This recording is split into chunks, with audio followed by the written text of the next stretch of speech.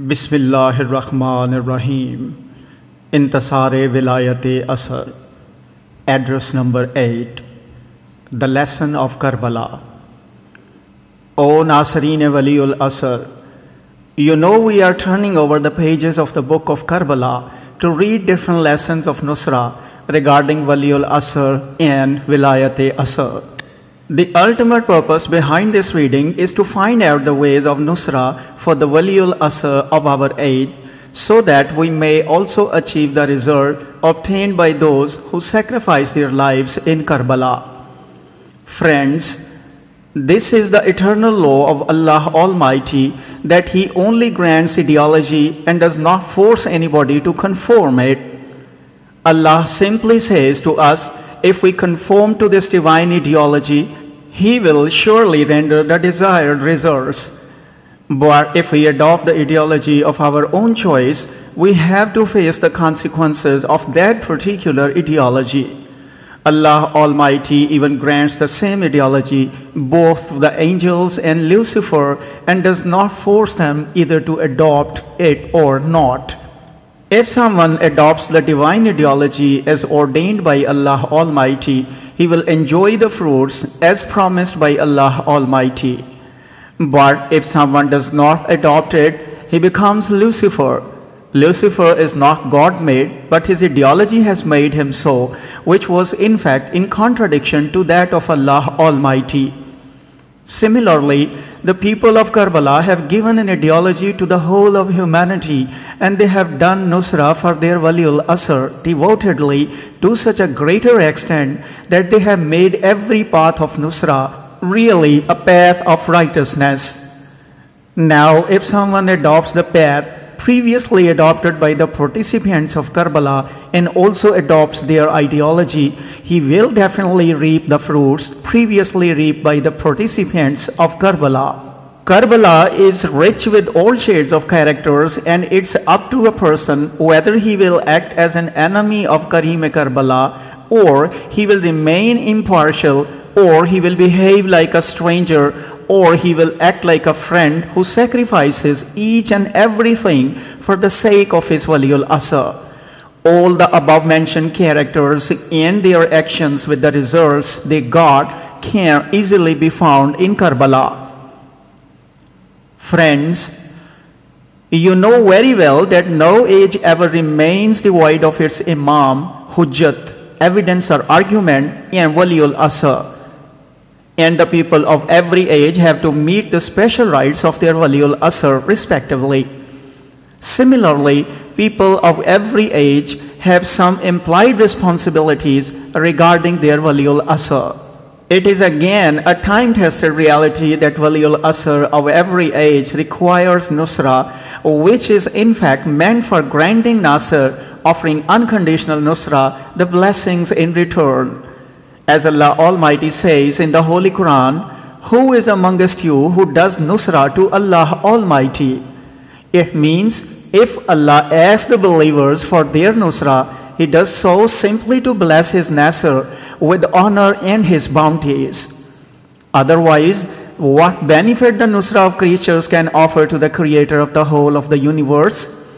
Similarly, the representative of Allah Almighty required Nusra just to bless their Nasr with honor and bounties. Friends, it's also important to dispel the misconception that the Imam can be compelled in any matter. If we look at the principles of representation and Khilafat, we find that in terms of representation and Caliph, he is always same as the master. If you ever have noticed that an ass has been nominated as the vice principal in place of the principal of some college who has gone on leave, or an ass is working as a vice sub-collector of some sub-collector, ideologically, someone may be an ass, but an ass cannot be a vice sub-collector as far biological classification is concerned. Similarly, the Caliph of Allah Almighty with absolute authority must be a part of Allah's divine light. That's why first divine light has said, Allah Almighty has created our divine light first. Friends, It's also imperative for the deputy to be a complete assignee of all the powers of his patron, otherwise he cannot be called the complete representative. There may be some exceptional cases in specific circumstances when a dictator nominates a dummy representative as he leaves a country having the fear that his powers might be slipped from his hands in his absence. Such a dummy representative cannot award or grant even a single penny as he is completely devoid of powers. But on the other hand, the emissaries of Allah Almighty publicly declare that they fully possess the unlimited divine powers of Allah Almighty and can grant or reward everything which the creatures of Allah Almighty need, either in the form of livelihood or sustenance or health or even life. They offer to grant whatever is needed. Just imagine the word need is broad to such a greater extent that its subordinates are touching the particle of sand on one hand and also approaching the divine self of Allah Almighty on the other. Because man needs Allah Almighty, the Holy Prophet and the Imam. Not only that, but man also needs a guide, guidance, forgiveness, salvation, haven, etc. And it's the decree issued by the Masumin that no one can be branded as the emissary of Allah if he is unable to cater to all the needs of the creatures of Allah Almighty. It means if someone wants to own Allah Almighty, he has to own the emissary of Allah. Even if someone is desirous of prophethood, he has to consult and implore the deputy of Allah Almighty. Guidance, salvation, haven, or even more than that can only be acquired through the emissary of Allah Almighty. If somebody manages to acquire these things from the one other than the emissary of Allah Almighty, both the acquired oneness of Allah and prophethood would be fake and useless. Friends, it's also one of the rules of deputyship that the deputy must have the capability to adopt the ways and to use the method as his master does. In other words, if the master is necessitous of causes and means or resources, it is imperative for the deputy to be necessitous of both the things as well. Similarly, if the master is not necessitous of both the things, the deputy must also be unconcerned and regardless of these things. That's why the Caliph of Allah Almighty have often given such demonstrations and created certain things regardless of causes and resources, although they were apparently in their boyhood. It is narrated that once the Reverend Emperor Hazrat Imam Hassan al-Mujtaba was playing a game called home drama, in which some children played the part of old men and some others played the part of children, and in this way used to present a studio scenery of their homes. It was customary that most of the children in Arab used to play the same home drama. While playing the same home drama, the Reverend Emperor Hazrat Imam Hassan al-Mujtaba was playing the role of the father of all the children. During the play, some children pretended to be weeping, demanding to taste honey. On hearing the demand of the children, he ordered the trunk of a date tree to present honey to his children. Soon after the orders were released, honey started flowing out of the trunk of that date tree, and all the children enjoyed the sweet flavor of honey. Someone who was observing all this came to the emperor of all the prophets and told him the whole story. On hearing this, the Holy Prophet said, "What Allah Almighty has secretly reserved for His wali, nobody could ever comprehend that secret." Friends, it cannot be denied that what a master can do without the need for resources, the emissary must have the capabilities to do the same job without being necessitous of causes and means. If it is not so, the deputy can never be called an emissary or caliph in the true sense of the meaning. Friends, I was telling you that all the emissaries of Allah Almighty are always fully authoritative and possess all the powers. And when they demand nusra, it does not mean that they need it. In fact, they demand nusra just to bless us with blessings and bounties.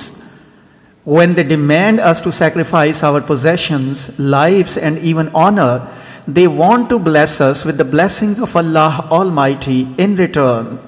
I have already told you that mawaddat demands us to sacrifice wealth, life, and honor. Wealth is sacrificed for life. Life is sacrificed for honor, and both honor and grace are sacrificed for faith. The sacrifice of these three precious assets is called mawaddat.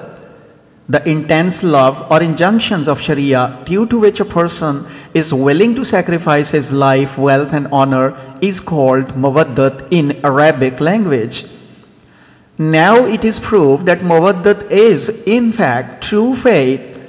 Friends, I have already mentioned that mawaddat is further divided into two kinds, and ishq, pure and deep divine love, is always on the higher pedestal when compared with mawaddat, because ishq is granted by Allah Almighty.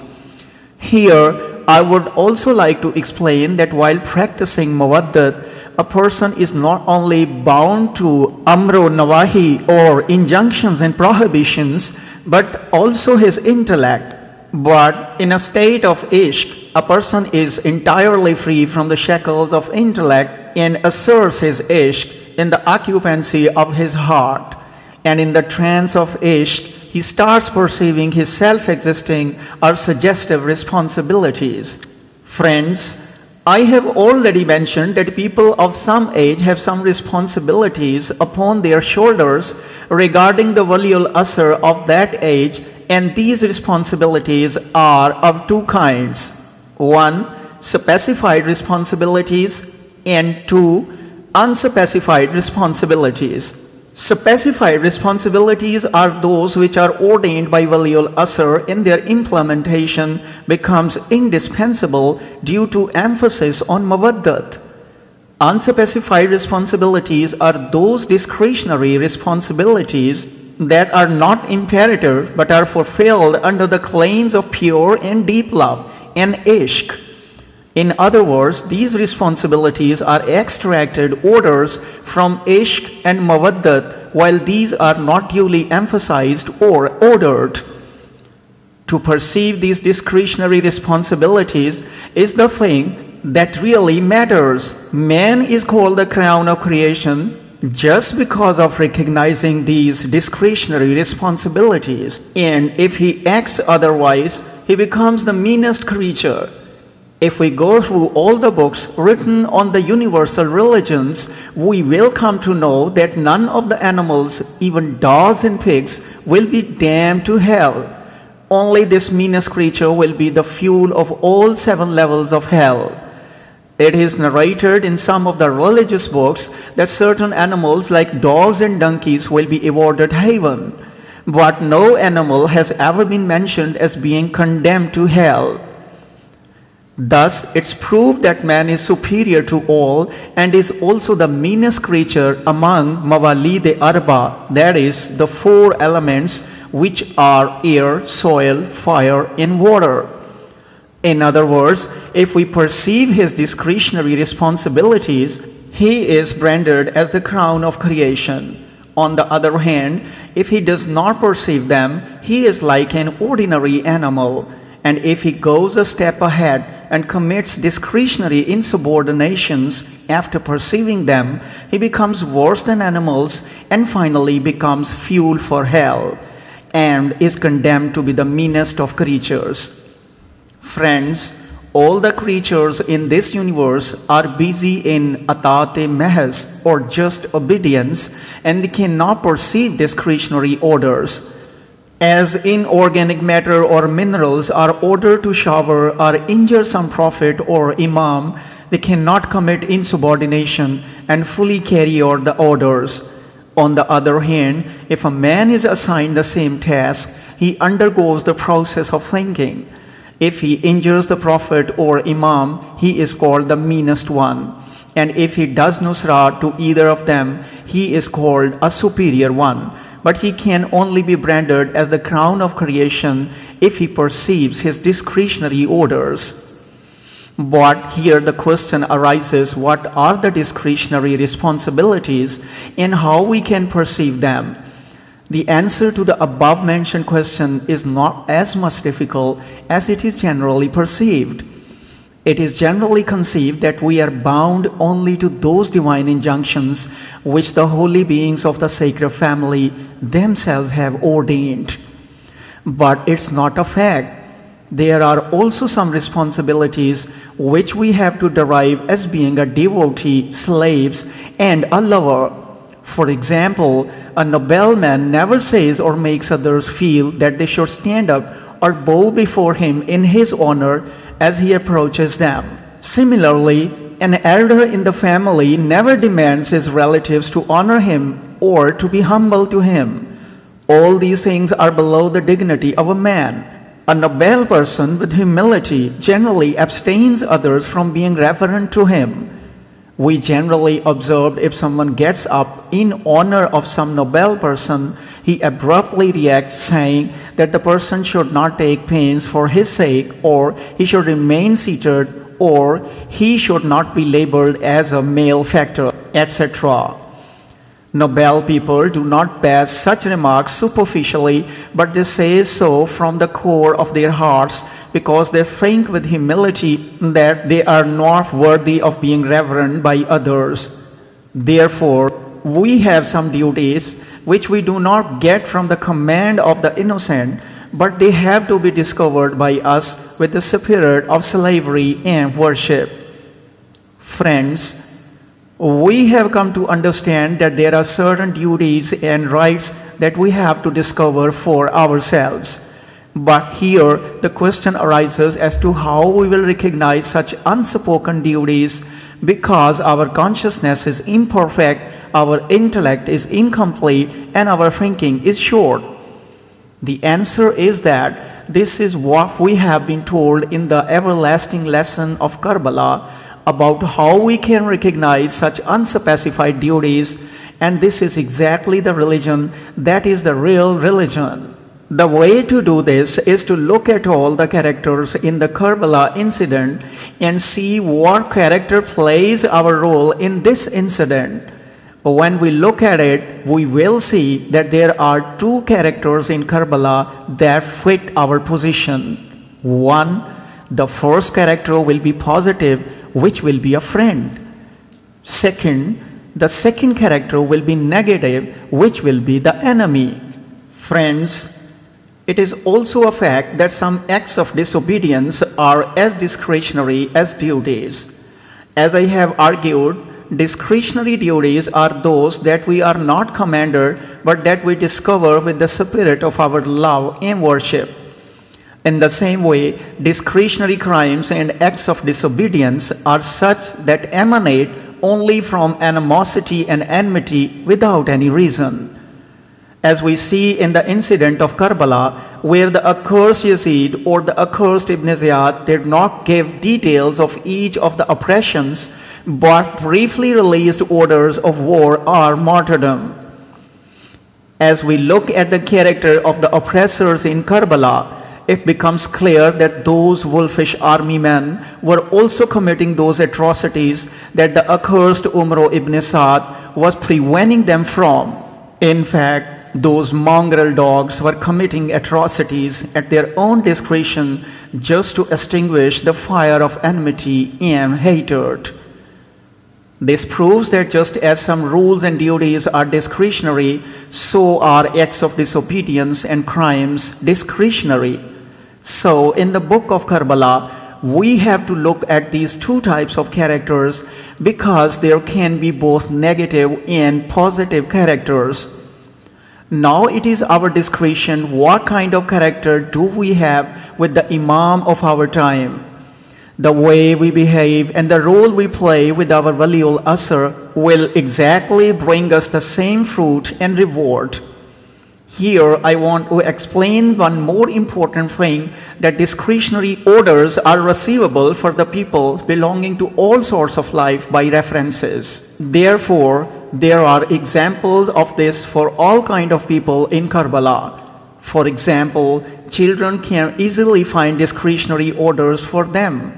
Similarly, some young men can also find their discretionary orders for them. Besides, old men can discover their discretionary orders for them in Karbala. Here we put forward two examples where the Janissaries apparently acted against the orders of Karim-e-Karbala, but in fact they discovered the discretionary orders of their Waliul Asr and accurately carried them out while obeying the untold injunctions of their pure and divine love for their Waliul Asr.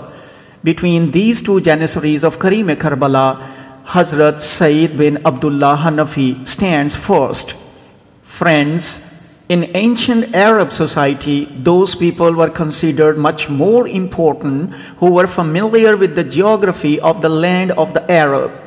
Those people were acquainted with the ways of the Arabian desert and used to render certain services at that age.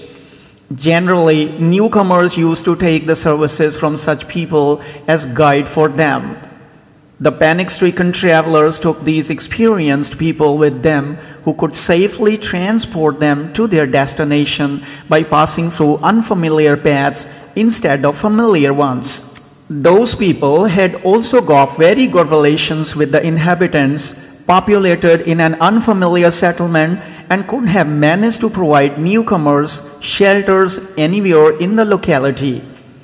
Similarly, services were also taken from such people, such as assigning them the responsibilities to take confidential letters to some specified destination by avoiding blockades.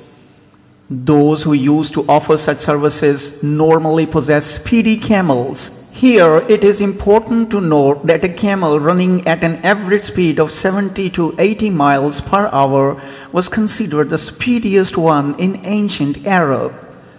In our locality, we did have speedy camels which belonged to an area called Bikaner. We not only witnessed such speedy camels but also got the opportunity to ride them. Generally, people used to run these camels along with trains running from Layya to Jaman Shah. The road goes beside the track of the train from Layya to Jaman Shah, and people used to run their camels in contrast with the train. The train covered the distance of 10 kilometers from Layya to Jaman Shah in 10 minutes, and a camel also took the same time to cover the same distance. By the way, a horse can also run at a speed of 80 miles per hour, but it cannot maintain its speed up to a certain distance, while a camel can maintain its speed of 60 miles per hour. Elders say that some camels galloped up to 40 or 50 miles, and after that they used to maintain their speed of 40 or 50 miles per hour.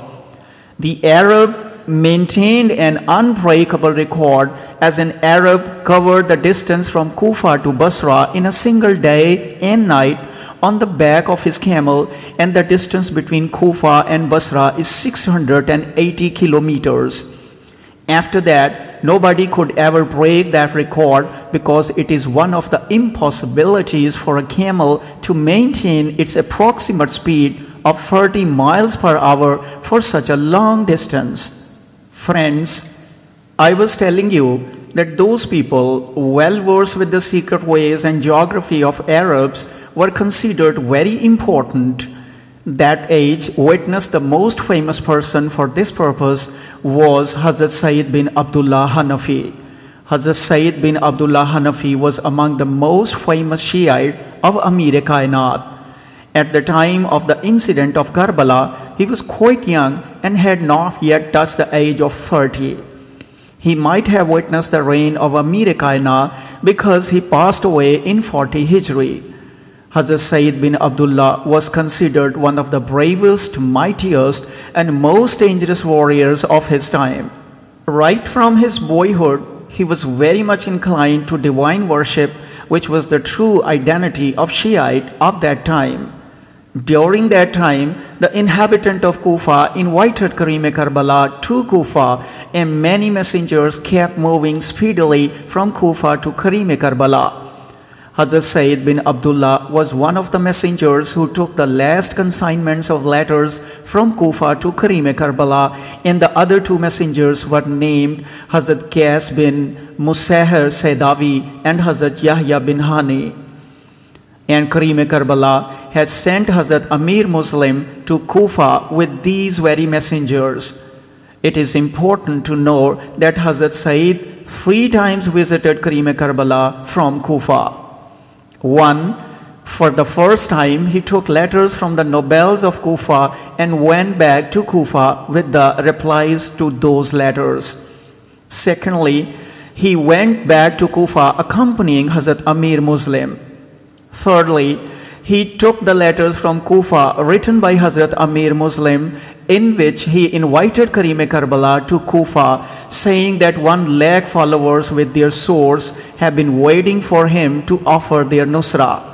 As he visited Karim-e-Karbala for the last time, he prepared himself for his journey to Kufa. Hazrat Sayyid bin Abdullah accompanied Karim-e-Karbala to Karbala. Shab-e Ashura, or the night of the 10th of Muharram. While preaching a sermon to his companions on Shab-e Ashura, Karim-e-Karbala told them that he had withdrawn his bay'at or allegiance to them, and they were free to go wherever they liked in the darkness of night. Hazrat Sayyid's response to this offer has been praised with elevated words in Ziyarat-e-Nahiya by our emperor of the present era. The relevant portion of Ziyarat-e-Nahiya says exactly, "We pay our compliment to Sayyid bin Abdullah Hanafi, whom Karim-e-Karbala gave permission to leave him." Hazrat Sayyid said to Karim-e-Karbala, while taking the oath of Allah Almighty, "I would never leave you alone in that critical condition till I would produce myself with my utter devotion before Allah Almighty. I will say to Allah that I have safeguarded the honor of Karim-e-Karbala after the Holy Prophet. By God, if I came to know I would be brutally killed or burned, and then the particles of my body would be scattered in the air and then will be resurrected, and my brutal killing would be repeated 70 times, even then I will not be separated from you and sacrifice my life for you. Now why should I leave you when I know that I have to be killed only once, and after that eternal and honorable life would be waiting for me? May I be accommodated with the martyrs accompanying your majesty, and Allah may bless us with your companionship and blessings among those who have high ranks." Ibn Shahr-e-Ashub, Allama Majlisi, Allama Waiz, Qazwini, etc. have written that before the Zohar prayers, Hazrat Habib ibn Mazahir was the last one who was martyred. During the battle, as his dead body was taken back from the battlefield, Karim-e-Karbala was inquired about offering prayers. At this, Abu Samama Sayyidi said to Karim-e-Karbala that he wished to offer his last prayers in his power. Karim-e-Karbala prayed for them and then intended to offer namaz-e-khawf or fear prayers. Further, he said to Hazrat Zuhair and his companion, "The battle is still going on, so the companions should be divided into 2 groups and offer prayers." Friends, while Hazrat Sayyid bin Abdullah and Hazrat Abu Samama aligned themselves in a row to offer prayers, the armed forces of the damned one showered arrows on those offering prayers. At this, both Hazrat Sayyid bin Abdullah and Hazrat Abu Samama Saidawi cut their prayers in the middle and rushed to Karim-e-Karbala to safeguard him by serving their bodies as a shield against the attack of arrows. As the arrow was about to hit him, both these devoted followers let the arrows hit their bosom instead of hitting the sacred body of Karim-e-Karbala. The arrows continued hitting their faces and other parts of their bodies, but both of them seemed very busy in doing nusra, that is, safeguarding their Waliul Asr, to the utter neglect of their injuries, as both of them were completely delved into the pure divine love of Allah Almighty. But at the same time, they were also praying to Allah that the armed forces might be damned to hell like that of the people of Ad and Samud. Sayyid continued offering divine prayers. Prayers themselves continued reciting Sayyid. Friends, as Karim-e-Karbala finished offering his prayers, Hazrat Sayyid, deadly injured by the wounds, fell to the ground. Sahib-e Muntaha al-Amal writes about the injuries of spears and swords Hazrat Sayyid received, including 13 arrows in the body. At that time, Hazrat Sayyid asked his Wali-ul-Asr if he had proved himself faithful to his master. Karim-e-Karbala replied in positive, saying that he would enter heaven even ahead of him. Results: 1. The sacred Imam ordered Hazrat Sayyid to leave him in the lurch, but Hazrat Sayyid's pure and divine love did not let him leave. 2. The law of Muhammad recommended offering prayers, but pure love blessed him with prayers based on divine love. To safeguard one's Wali-ul-Asr is such a prayer that enjoys superiority over all other forms of prayers. 3. The law of Muhammad says that it is imperative to save one's life and one should not indulge oneself in self-annihilation. But pure and divine love ordains one to fight bravely even by putting one's life at stake. Hazrat Sayyid did not continue offering his prayers like his other companions, but being guided by pure divine love, exposed his bosom bare before naked swords, arrows, and spears. Abs bin Shabib Shakri. Friends, the second person, Hazrat Abs bin Shabib Shakri al-Kufi, is a very renowned personality. It is a proven fact that the whole tribe of Bani Shakir was fully absorbed in unconditional and pure love for the sacred descendants of the Holy Prophet. That's why Hazrat Amir said on the day the Battle of Safin was fought, if the number of the warriors of Bani Shakir had reached 1,000, there would have been the worship of Allah Almighty in an ideal form. All the tribesmen of Bani Shakir were very high-minded and valiant. Compliments had also descended on them in Ziyarat-e-Nahya and Rahia. These tribesmen were renowned, valiant, unprecedented riders, skilled and proficient soldiers in the art of war. And above all, they were very well known among the Shiites of Amir-e-Kainat. Besides, the people of Bani Shakir were high-ranking orators, singular in worship, devout and regular in offering tahajjud or half-night prayers. Abu Najaf reports when 18,000 Kufis owed allegiance to Hazrat Amir Muslim and Shiites of Kufa gathered at Hazrat Mukhtar's home, Hazrat Abbas bin Shabib Shakri made a speech while proceeding towards Hazrat Muslim, which was unprecedented in eloquence and expressiveness. Hazrat Abs bin Shabib Shakri expressed his views, saying that neither he knew the intentions of the people around him, nor he wanted to say something about them. He continued by saying that he did not want to deceive him, but to reveal his true self, which is nothing else except to present himself for sacrifice. He pledged to produce himself when needed, carry out the orders given by Hazrat Muslim, and do jihad with a firmly gripped sword. He further explained that he would do everything selflessly, simply for the goodwill of Allah Almighty. After that, Hazrat Habib bin Mazahir stood up and supported Hazrat Abs. Thus, having been inspired by the apparent condition of the Kufis, Hazrat Muslim wrote a letter to Karim-e-Karbala and handed that letter to both Hazrat Abs and Hazrat Shazib and sent them to Karim-e-Karbala. Thereupon, both these messengers had come to Karbala from Makkah accompanying Karim-e-Karbala. The writer of Biharul Anwar says, when Hazrat Abs bin Shabib intended to be blessed with martyrdom, he came to Hazrat Shazib and inquired him about his intended sacrifice on that day. Hazrat Shazib answered that he had firmly made up his mind to sacrifice his life in the footsteps of Karim-e-Karbala.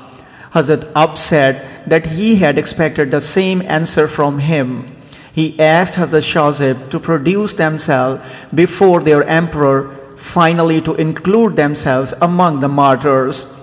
Hazrat Abs expressed his fear that they would never avail that opportunity if they had slipped it once. He further said that both of them could raise themselves from the lower position to the height of heaven and have access to the exalted and enlightened positions from the pitch of utter darkness. Both these young men produced themselves in the court of Karim-e-Karbala and requested for the permission of jihad. Hazrat Shazib was granted permission first, who had done Nusra courageously and boldly. He was martyred and was branded among the highest ranks. After that, Hazrat Abs bin Shabib Shakri said to Karim-e-Karbala that he knew his true intentions well, as among the whole creatures, no one enjoys the status equal to him in his opinion. He expressed his helplessness, saying he would have warded off his sufferings and troubles if it had been in his control. He further implored Karim-e-Karbala to grant him permission for jihad and undertake his sacrifice. After he was granted permission by Karim-e-Karbala for jihad, he paid his last salam to Imam-e-Kainat, craving that Karim-e-Karbala might bear witness that he kept the faith of his grandfather till his martyrdom. Then he moved to the battlefield like an outrageous lion and shouted at the damned army, "Is there anyone who will fight me?" Rabi bin Tamim from the brutal army said to his fellow men that he recognized Abs and had tested his valor on very dangerous and offensive occasions, especially in the Battle of Safin. Rabi bin Tamim further revealed to his tribesmen as Abs rushed to the battlefield, shouting at his enemies, "O people, listen! Abs is among the bravest of lions." Rabi bin Tamim further told his people that whosoever confronted Abs would never be able to escape. The glory of Hazrat Abs bin Shabib. O people, recognize him. The Arab call him cunning valiant. He is the crown of the head of Shakir's family. That's why he is called the Lion of Lions. He plays with death, and he must be taken as fast as lightning. When he raises his sword to fight, the winds of death blow. Whosoever comes against him, he comes with his own death warrant. He condemns his enemies to hell so fast that even hell does not hesitate to receive them instantly. If thousands of people compare with him, they are victimized by his single yawning. He sacrifices the lives of millions of young men in the field of death. Death walks in front of him like pedestrians walk in front of horsemen. Wherever he puts his feet, the bells of annihilation ring. If he shakes the army, heads fall on the ground after they are cut off from the bodies, just as a ripe fruit falls from the tree.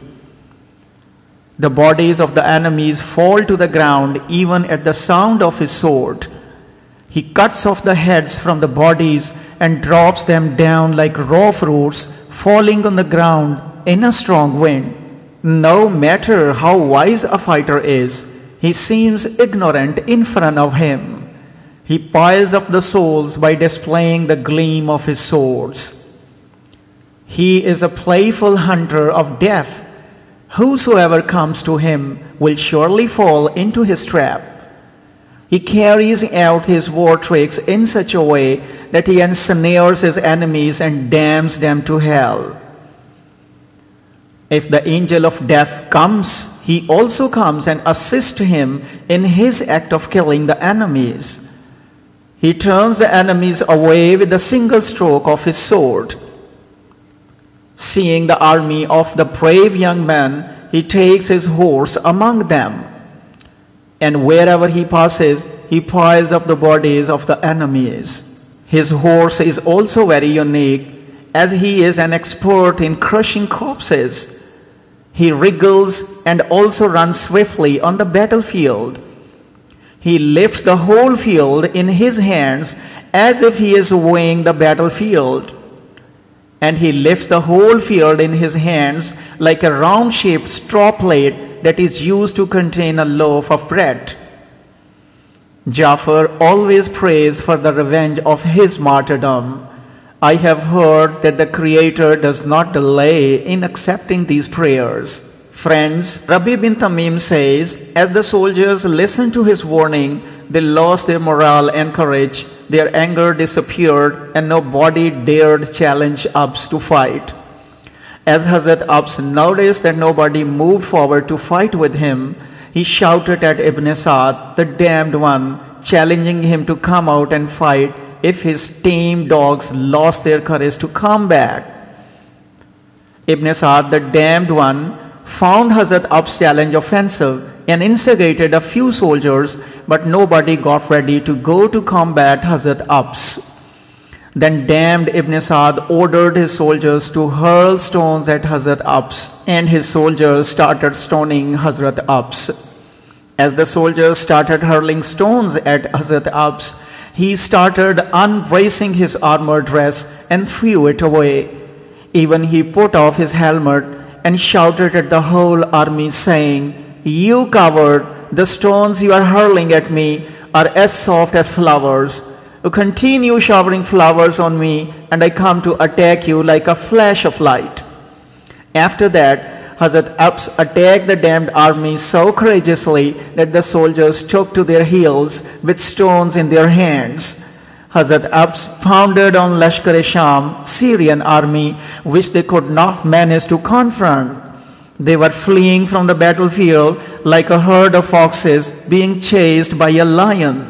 Hazrat Abs bin Shabib Shakri were wandering on the battlefield from one corner to the other like a rampant lion. Rabi bin Tamim narrates, swearing by Allah Almighty, that Karim-e-Karbala's lion kept on moving in different directions, overcoming and falling more than 200 army men in each direction. Finally, dead, tired of fatal injuries given by hurled stones and spears, Hazrat Abs bin Shabib Shakri gave the land of Karbala to receive him. One accursed fellow advanced and cut off Hazrat Abs' head. A historian says that a team of brave soldiers kept on snatching Hazrat Abs bin Shabib from one another.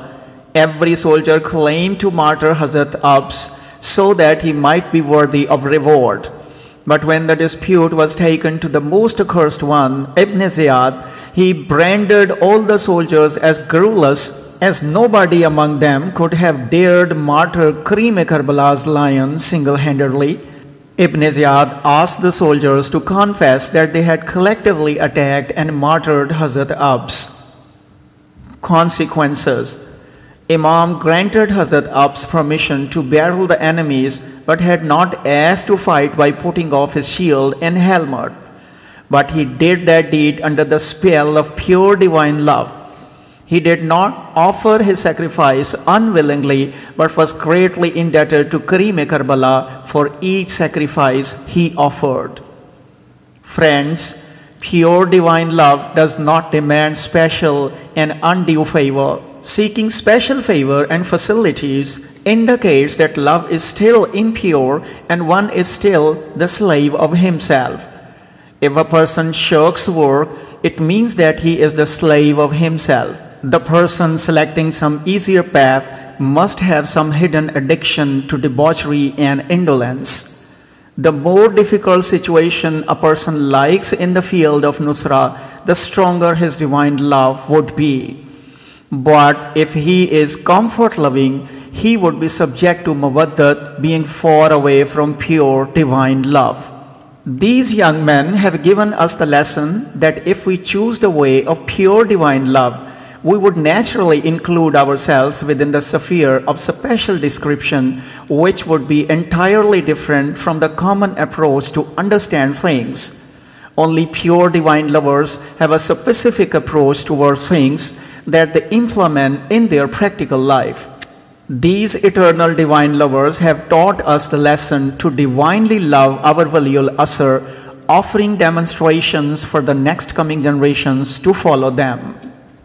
Let's pray for these eternal divine lovers who may be rewarded for their sacrifices in the form of the early reappearance of our Emperor of the era. We earnestly pray to Allah Almighty to bless all true followers, mourners, condolers, religious mendicants, and those having wisdom and discernment with the bliss of Nusra. Ameen, Ya Rabbul Alameen. Alhamdulillah wa shukr sahib az-zaman, ajjalallahu farajahu sharif.